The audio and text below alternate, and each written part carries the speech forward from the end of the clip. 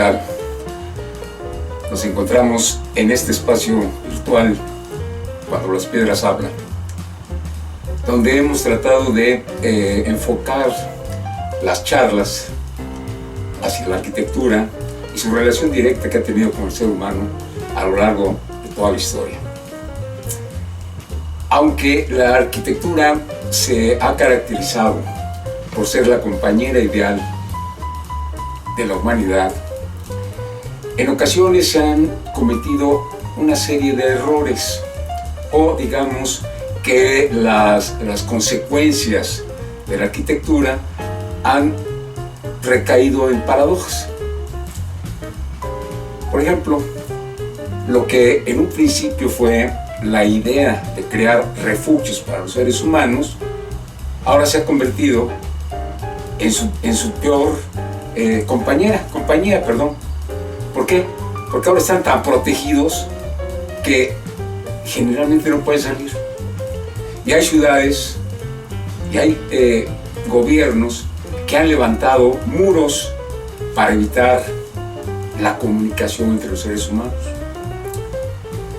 Otro de los graves errores ha sido que, por ejemplo, cuando surge la arquitectura, el hábitat del ser humano va a estar enfocado exclusivamente a crear un espacio comunitario que permitiera la comunicación social.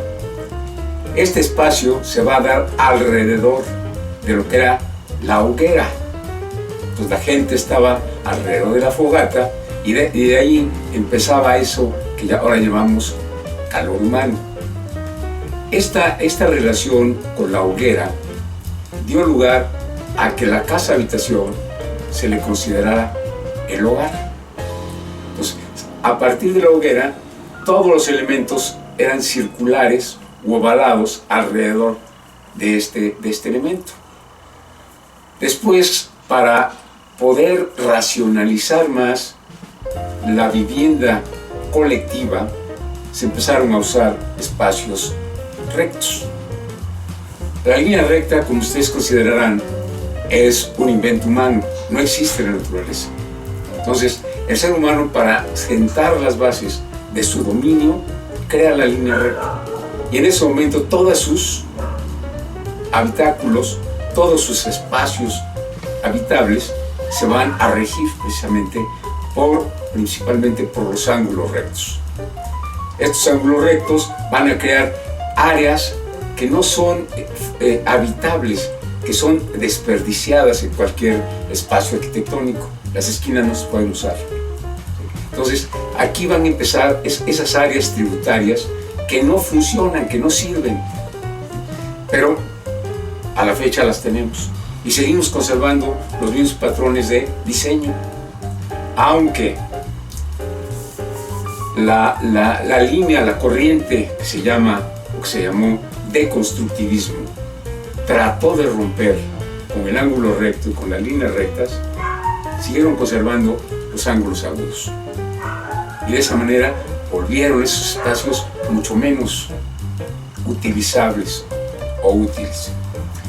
Otro de los grandes problemas que se ha generado a través de la historia de la habitación o de la habitabilidad ha sido precisamente el hecho de que el espacio habitable va en función directa de la relación utilitaria que tiene el ser humano con ese espacio. Hemos dado espacios amplios en función a veces del tipo de materiales. O sea, los claros de las habitaciones van en función de los elementos que pueden cubrir, ¿sí?, esos espacios con una seguridad extrema en su estructura, ¿sí? Esto permitió que llegaran a utilizarse, por ejemplo, en algún momento, el módulo de los troncos de árbol. O sea, en México tenemos un ejemplo muy claro, que el ancho, digamos, de los templos generalmente estaban en función del tamaño de las vigas, ¿sí? que podían exactamente utilizarse como andamios o como sostenes de lo que posteriormente serían las cúpulas. Inicialmente eran a 2 aguas y después se hicieron las cúpulas. Bien, esto permitió a que la gente que podía o que debería hacer habitaciones jugara con las medidas para evitar esta libertad de los constructores de habitación. Las autoridades propusieron las medidas mínimas que podían utilizarse en cualquier habitáculo.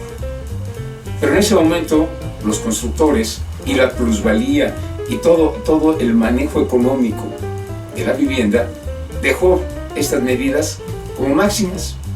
O sea, hasta ahí llegar. Ya cumplí con la norma, ya puedo construir. Entonces, estas medidas mínimas que había dado la autoridad se volvieron máximas.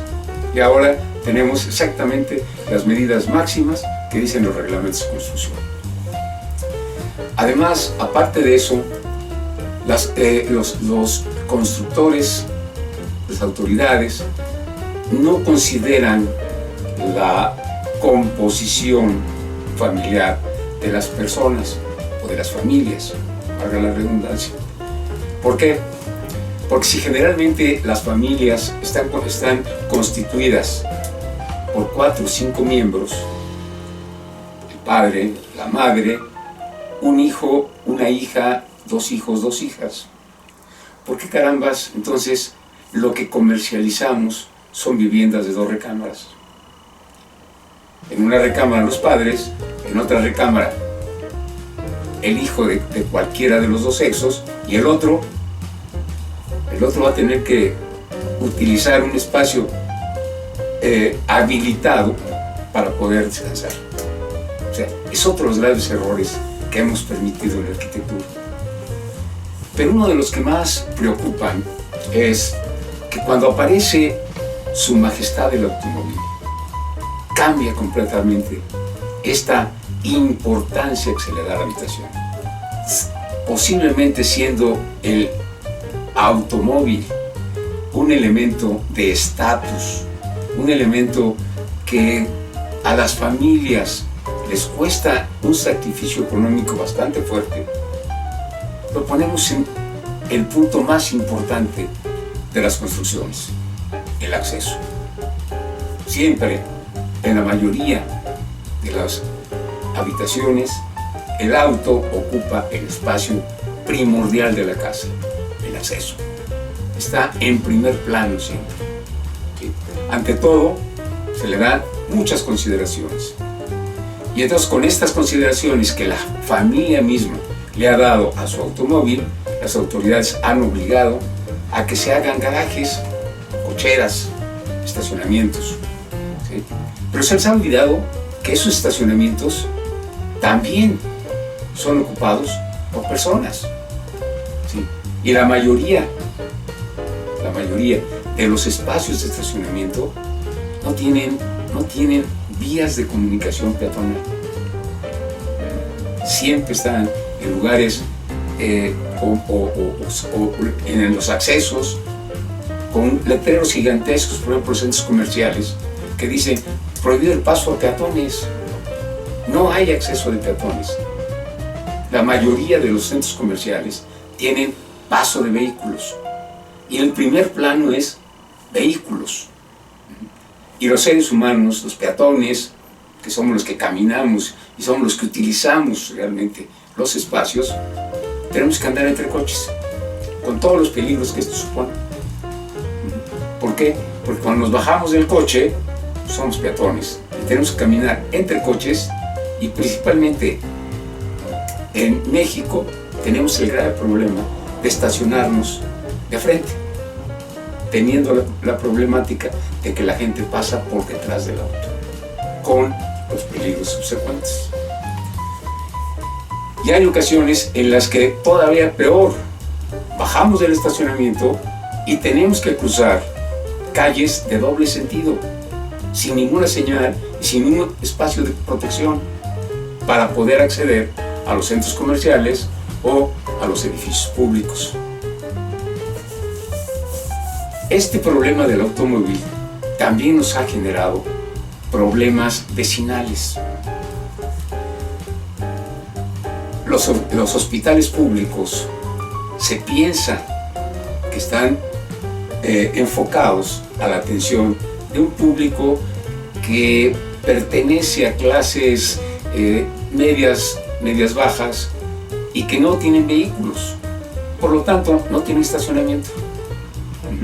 ¿Y qué sucede alrededor de todos estos edificios de salud pública? Pues que invaden las calles con la consecuente molestia de los habitantes del sector. Entonces, es otro de los graves errores en los que ha caído la arquitectura. A eso abonémosle también que la costumbre del mexicano para visitar a las personas que están recluidas en un hospital, en un centro de salud, es familiar. Visitamos a nuestros enfermos en familia. Vamos todos, en ocasiones hasta el perro, ¿sí? Y no hay espacios para el público. En ocasiones hay espacios abiertos como grandes patios, grandes accesos, grandes vestíbulos, pero no hay espacio para el público. Ustedes ven la lamentable vista que dan el espectáculo que dan estas personas, todas apiñadas en la calle, en las aceras, sentadas en los camellones, sentadas en donde pueden. ¿Sí?